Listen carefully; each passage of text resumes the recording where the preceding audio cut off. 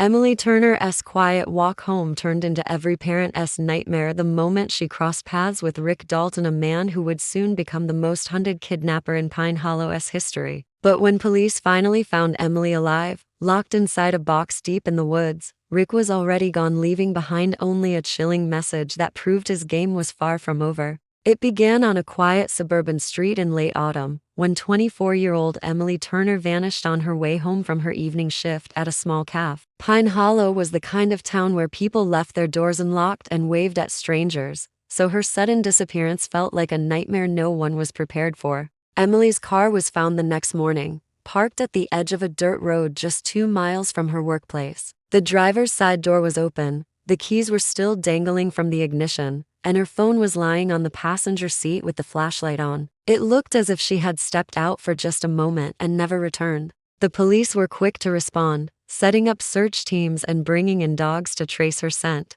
but it ended abruptly near an old storage facility that had been closed for years. Her family clung to hope, organizing community searches that spread into the nearby woods and farmlands. Posters with her smiling face covered every shop window, and local news stations broadcast her story daily. Each day that passed without answers deepened the town's fear and confusion. People started locking their doors at night, something they hadn't done in decades. Detectives noticed a disturbing pattern when reviewing surveillance footage from nearby streets. A dark van appeared in several clips, trailing behind Emily's car just minutes before she disappeared. The plates were blurred, and the driver couldn't be seen, but it was enough to suggest her disappearance wasn't random. The discovery reignited the investigation, but behind the scenes, time was running out. Far from town, deep in the countryside, stood an abandoned farmhouse long forgotten by most locals. Its walls were covered in dust and ivy, windows boarded up, and the air smelled of damp wood and rust. Inside that house, a single wooden box sat in the corner of a dimly lit room. The box was large enough to fit a person, sealed shut except for a few air holes drilled along the sides. Beneath the lid came the faint sound of shallow breathing.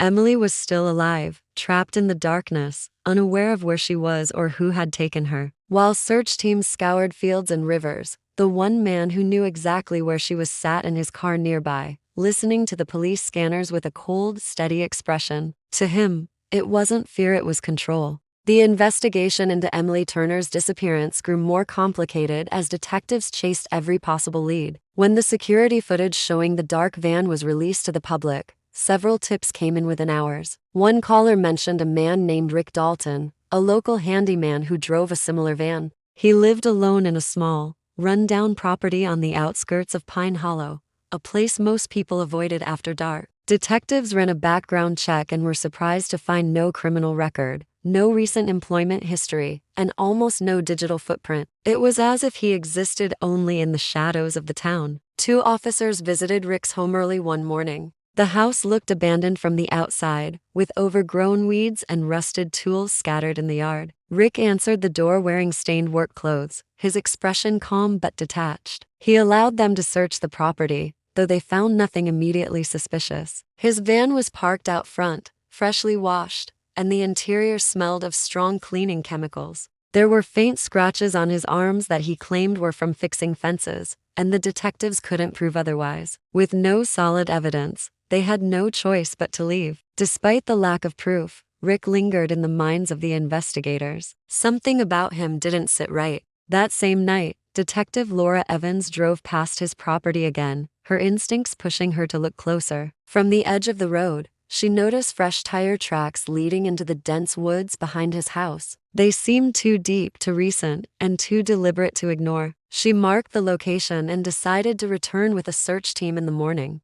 Unaware that the investigation was closing in, Rick spent the night alone in his workshop, surrounded by tools and scraps of wood. On a cluttered table lay blueprints for wooden crates of different sizes, along with a handwritten list of dates and locations. Each one seemed to match the days Emily had been reported missing. The faint hum of a small generator filled the silence, echoing through the walls. As dawn approached, fog settled over the woods, and the town of Pine Hollow awoke to another day of uncertainty. The search for Emily was far from over, but for the first time, the investigators had a direction, one that pointed straight toward Rick Dalton's secluded home. At sunrise, a team of officers returned to the woods behind Rick Dalton's property, following the tire tracks that Detective Evans had discovered the night before. The trail wound through the trees and ended at a clearing where an old shed stood half hidden by overgrown vines. Its wooden door hung loosely from one hinge, and a faint metallic smell drifted from inside. The team moved cautiously, flashlights cutting through the dim interior. Dust filled the air, swirling in the light,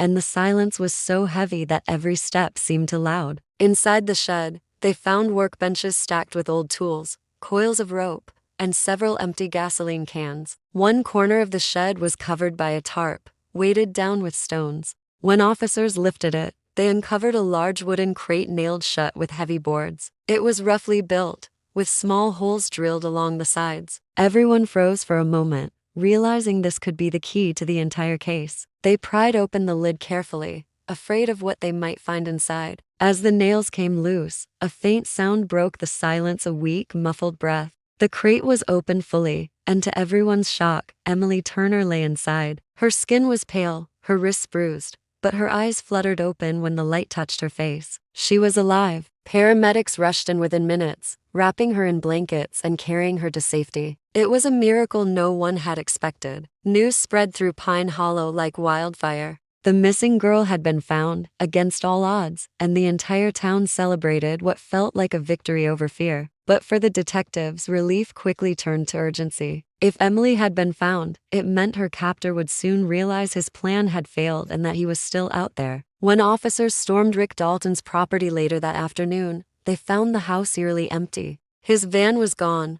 the drawers were open, and his clothes had been taken. On the kitchen table, a map of Pine Hollow was spread out, several spots marked with red circles. One of those circles surrounded the very location where Emily had been discovered. The evidence was undeniable. Rick Dalton had been watching everything, and he had planned every step in chilling detail. The manhunt for Rick Dalton began immediately after Emily Turner was rescued. Police spread across neighboring towns, checking rest stops, motels, and gas stations along every major highway. His face appeared on news channels, and his photo was shared thousands of times online. Yet, every lead seemed to fade before officers could reach it. Rick had vanished as if he knew exactly how to stay one step ahead. Investigators believed he had prepared for this moment long before Emily was ever taken. Detectives dug into Rick's past and uncovered a strange obsession. Old landlords described him as quiet but secretive, spending nights in his garage building large wooden boxes for storage projects. Years earlier, he had worked for a moving company, where he became familiar with packing crates and hidden compartments. He often talked about how easy it was to make something disappear if you knew where to hide it. These details painted a chilling picture of a man fascinated by control, who treated confinement as an art. Meanwhile, Emily began to recover in the hospital. She remembered only fragments: the smell of gasoline, the sound of footsteps pacing outside the box, and a low hum from what might have been a generator. Investigators used her memories to piece together a timeline, confirming that she had been held for several days before being found. The evidence suggested Rick visited the shed regularly to check on her, staying close enough to listen to the police updates on his radio. Then came a breakthrough. A gas station clerk 2 towns over recognized Rick's photo and told police he had stopped there late at night, buying food and fuel. Security footage confirmed it was him. Though he had altered his appearance, his hair was shorter, and he wore a hat pulled low over his face. The sighting gave detectives a direction to follow. 3 days later, a fisherman reported an abandoned van by a riverbank 50 miles from Pine Hollow. Inside, police found Rick's wallet, car keys, and a single torn notebook page with shaky handwriting. The note read, "They found her before I was ready." The words sent chills through everyone who read them. It was the first sign of emotion from a man who had otherwise shown none, and it hinted that his story might not be over yet. Weeks passed with no confirmed sighting of Rick Dalton, and the investigation began to lose momentum. The FBI joined local authorities, combing through forests, rivers, and abandoned buildings, but the man who had once been everywhere was now nowhere at all. His van remained by the riverbank, half submerged in mud, but forensic teams found no fingerprints on the steering wheel or door handles. It was as if he had wiped away every trace of himself before vanishing into the woods. The only clue left behind was that torn notebook page, and investigators couldn't shake the feeling that it was meant to be found.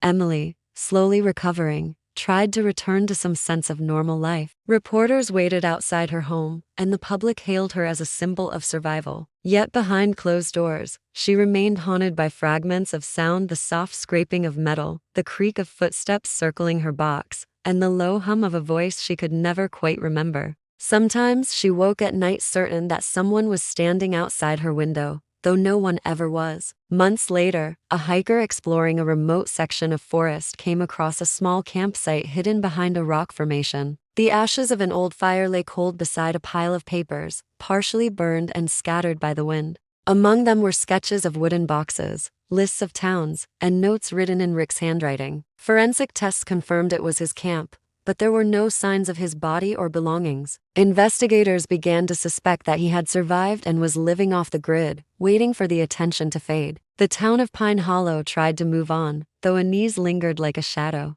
People double-checked their locks, and parents warned their children not to wander too far. One quiet morning, nearly 6 months after Emily's rescue, an officer arrived at the police station to find a package sitting on the doorstep. It was a small wooden box, perfectly crafted, sealed with nails, and completely empty inside. There was only a note taped to the lid, written in the same sharp handwriting as before. It read, "You'll never find the next one."